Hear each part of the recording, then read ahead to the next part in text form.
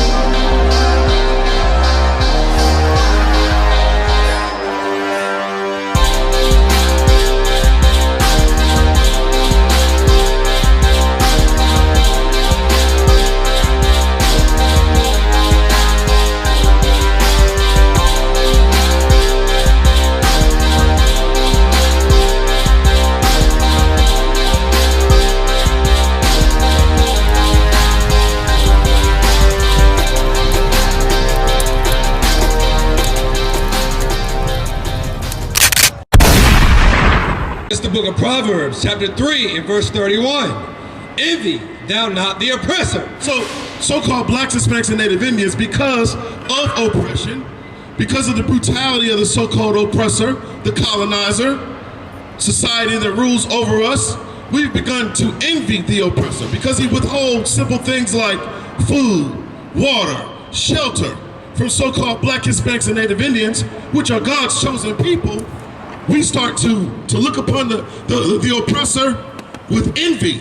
We start to want the things that he has, but we don't recognize how he has attained the things that he has in this life, in America, or over the world. You look at what the oppressor has done via history, man. Read it again. This is the book of Proverbs, chapter 3 and verse 31. Envy thou not the oppressor, and choose none of his way. If you so-called black, Hispanic, or Native Indian, you cannot afford to envy the oppressor. That's right. How do we envy the oppressor? When you look at so-called blacks, Hispanics, and Native Indians, with respect to society, we actually set the tones for every trend, whether it be in food, whether it be in clothing, whether it be in entertainment, fashion, music. We set the tone on this planet. That's right. And we have the audacity to want to take on the oppressor's culture, to take on his customs, to envy his traditions. Voting is a tradition of the oppressor. I'm gonna give you a secret. Getting into the kingdom of heaven is going to be dependent upon your service, and not serving yourself, but serving the God of this book, the God of this Bible, man, the God of Abraham, Isaac, and Jacob, and not yourself, because envying the oppressor, you become God. You withhold nothing from yourself. Looking at the oppressor and his greed. Read it again. Envy thou not the oppressor, and choose none of his way. Don't you choose a side. My brother just said it earlier. If you so-called Latino, Negro, or First Nations peoples, you better not go down there and vote. That's right. We don't have a dog in this fight. How dare Barack Obama, who is a filthy Hamite, he is a stinking, booty-scratching African, man. How dare Obama have the audacity to try to reprimand so-called black men, telling them that we should allow a woman president. We should get used to seeing a woman president. To hell with Barack Obama, man. He needs to go back to Africa with that belief. My Bible says that a woman is not supposed to usurp authority over a man. All right?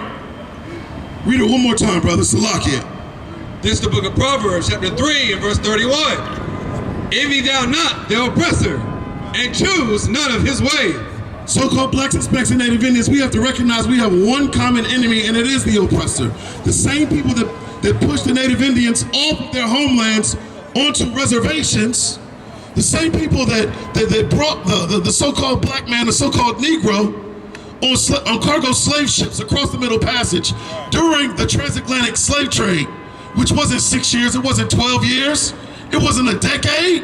We're talking about over 400 years. That's right. We need to pay attention to our conditions as so-called blacks, Hispanics, and Native Indians.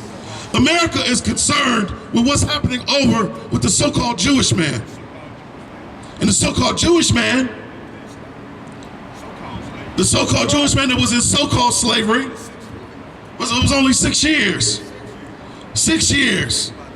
You think about, that's not, when you think about the Holocaust, man, the so-called oppressor has taken that term and put it and plastered it on himself, like he represents what Holocaust actually means. What happened to the Native Indian was a Holocaust. The Trail of Tears was a true Holocaust. The transatlantic slave trade was a true Holocaust, man. What you see in our communities, man. We live in the barrio, we live in the ghetto, we live in the favelas, we live in the projects. That's a true Holocaust. Not having access to food that's good for your soul, man. Water, palatable water. Jackson, Mississippi still does not have potable water. Flint, Michigan still does not have clean drinking water, man. Yeah, look at Mecklenburg County. Yeah, gentrification is destroying Mecklenburg County, man. Charlotte ain't what Charlotte used to be. Neither is Durham or Raleigh or Fayetteville or any city where our people came in and tried to set up shop. What does the oppressor do? He don't just drop bombs over Baghdad.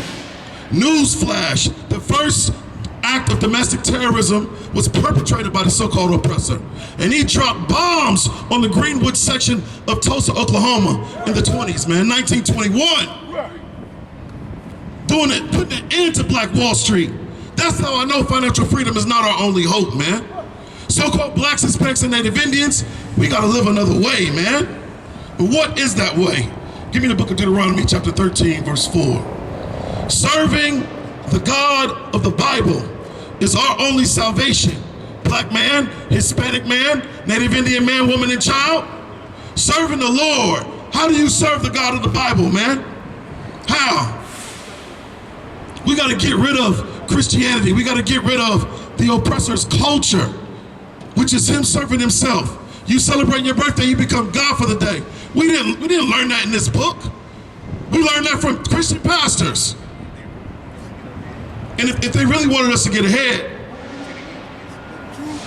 yeah, why did they take the CIAA from Charlotte? Why?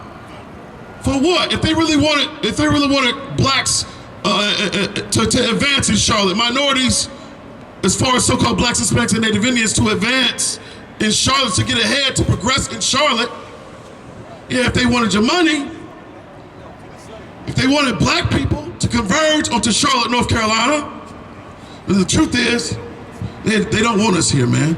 They don't want so-called blacks, Hispanics, and Native Indians in this city. That's why the rent is so high. This is why we can't get jobs. Tell them where you are, brother. This is the book of Deuteronomy, chapter 13, and verse 4. Ye shall walk after the Lord your God. See, your pastor's not going to tell you to walk after the Lord your God. He's too busy going to the freak-offs with Diddy. Damn right. Your pastor is too busy hiding money inside of the walls of the church that he will not let you enter when you need shelter. That's what your pastor is doing. He's too busy trying to have a little prayer with Miss Parker. That's what your pastor is doing. He's not teaching you to walk after the Lord, your God. See, the word God is Elohim. It translates to power in the ancient Hebrew, man. You have to understand that, man. The Lord is the Lord that created the heavens, the earth, the universe, the sun, the moon, the stars. That's your power, black man. No one else's. Read it again. Ye shall walk after the Lord your God and fear him. So we walk after the Lord by doing what the people that love the Lord, according to what the Bible says, what did they do? What made Abraham special in the sight of the Lord? What made Isaac special in the sight of the Most High Power? Why did the Lord choose Jacob above all the other nations, all the other families of earth? Why? What did these men do that was so special to be recognized by God? Read it again. Ye shall walk after the Lord your God and fear him. And what? And fear him. See, so-called blacks, Hispanics, and Native Indians, We don't have an awareness of fear, the fear that we should have. Right. And what is fear? Who knows what fear is? Fear is just awareness, Salakia, of extreme danger or peril. What does that mean? If you knew that smoking caused cancer, according to the Surgeon General, if you knew that eating pork, shrimp, crab, and lobster would give you high blood pressure, would give you diabetes, would give you heart disease, if you knew those things, would you do them?